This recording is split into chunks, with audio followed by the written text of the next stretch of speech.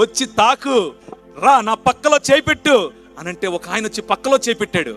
రా, నువ్వు కొట్టిన మేకులు 3 మేకులు అంటున్నావు, నువ్వు కొట్టిన మేకులు తాకి చూడు అని అంటే హత్యాస్ము కహకిర్యాస్ము అన్నాడు. దాని అర్థం నా దేవా, నా ప్రభువా అన్నాడు. That is the expression. ఆ ఎక్స్ప్రెషన్ ఈ తిరిగి లేచిన నిజమైన నూతన సృష్టికి నాంది అయిన, ఈ ప్రపంచ నూతన సృష్టికి అంకురార్పణముగా వచ్చిన ప్రభు అయిన యేసు క్రీస్తు శరీరములో ఆయన నూతన సృష్టిని మొదలు పెట్టాడు. ఆ వాక్యం ఇంకెవరో కాదు, మన ప్రభు అయినటువంటి యేసు క్రీస్తు. ఆ వాక్యం ఇంకెవరో కాదు, శరీరధారి అయి మన మధ్యకు వచ్చినటువంటి యేసు క్రీస్తు. ఆ వాక్యము నీతో నాతో ఈ రాత్రి మాట్లాడుతోంది. ఆ వాక్యము నిన్ను నన్ను పిలుస్తోంది. ఖండకు ఖండ బైబిల్ గ్రంథంలో ఉన్నటువంటి సారాంశాన్ని మీ ముందుంచాను. అయితే పునరుత్థానము అనగా మరణాన్ని జయించటం, అనగా నీ శరీరములో ఉన్న బలహీనతను జయించటం, అనగా నీ సమాజంలో ఉన్న బలహీనతను జయించటం.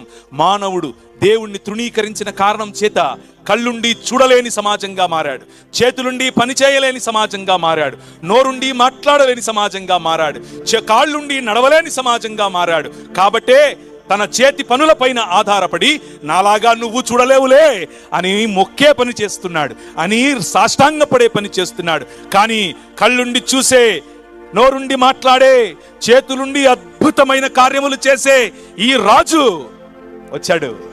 వచ్చేశాడు, నీ జీవితంలోనికి వచ్చేశాడు. ఆయన పిలుస్తున్నాడు.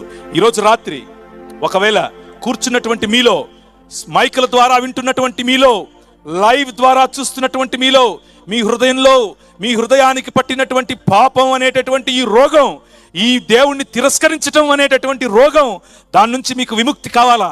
ఒక్క క్షణం మీ మనస్సుల్లో, మీ హృదయాలపైన చేయి వేసుకుని దేవుని వైపు చూడండి. ఇదే రక్షణ సమయం, ఇదే రక్షణ దినం. దీన్ని అలక్ష్యం చేయొద్దు. ఆ ప్రభువు తన స్వరక్తమిచ్చి నిన్ను కొనుక్కున్నాడు. ఆ ప్రభువు నిన్ను తన స్వరూపము పోలిక చొప్పున చేయాలి అని ఆశపడుతున్నాడు. ఆ రాజు ఈ భూమిని, ఈ ఆకాశమును మళ్ళీ ఒకటి చేయాలి అని ఆశపడుతున్నాడు. ఆ ఆశను నూతన సృష్టిగా, క్రొత్త ఆకాశముగా, క్రొత్త భూమిగా ఆయన సంపూర్ణం చేయబోతున్నాడు. ఈ మాట మనకు ఎఫెసీయులకు రాసిన పత్రిక బైబిల్ గ్రంథములో 1వ అధ్యాయం 10వ వచనంలో కనిపిస్తుంది. దేవునికి ఉన్నటువంటి సంకల్పం క్రీస్తును పంపించటానికి ఏమిటి అనంటే, ఆయన పరలోకమందున్నవే గాని భూమి మీద ఉన్నవే గాని సమస్తమును ఐక్యపరిచి ఒకటిగా చేయాలి అని నిర్ణయించుకున్నాడు.